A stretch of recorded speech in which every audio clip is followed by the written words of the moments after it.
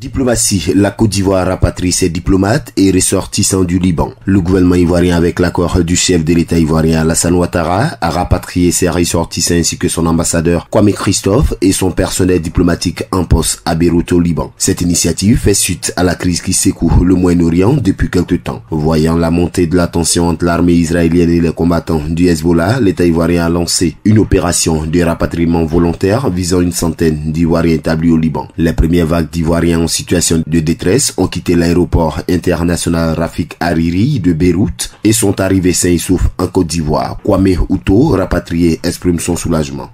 Durant un mois, des détonations, des bombardements, je ne sais comment qualifier, perturbe notre vie. Donc c'est un soulagement pour moi. Une première vague arrivée le vendredi 25 octobre et une deuxième a été accueillie dans la matinée du samedi 26 octobre 2024 à l'aéroport Félix Houphouët-Boigny d'Abidjan par le directeur de cabinet du ministre des Affaires étrangères, de l'intégration africaine et des Ivoiriens de l'extérieur, Kwame Kanté Joachim. Écoutons le directeur des cabinets à ce propos.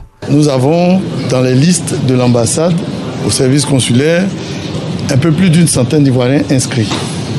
Sur la centaine d'Ivoiriens inscrits, il y en a 60 qui ont émis une volonté de rentrer.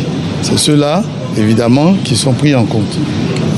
Ceux qui n'ont pas voulu rentrer, peut-être qu'ils ont des attaches, ils sont mariés, ils ont leur travail, ils ont une situation stable qui fait qu'ils n'ont pas envie de rentrer. L'ambassadeur de Côte d'Ivoire au Liban, Kwame Christophe, a souligné qu'aucun décès d'Ivoiriens n'a été à déplorer à Beyrouth.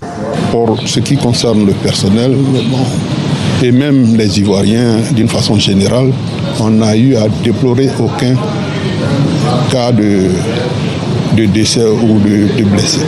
Monsieur Kwasi Kanté Joachim a signifié que les prochaines vagues arriveront sur des vols commerciaux en fonction des places disponibles. Après près d'un an d'échanges de tirs transfrontaliers, Israël a lancé une vaste campagne de bombardement à travers le Liban le 23 septembre 2024, entrant en guerre ouverte avec le Hezbollah qu'il dit vouloir neutraliser. Cette guerre a déjà fait 1580 morts et déplacé plus d'1 million de personnes à travers le pays, selon un décompte de l'agence France-Presse AFP, basé sur les données du ministère libanais de la Santé. Accra, agence presse, radio et audio.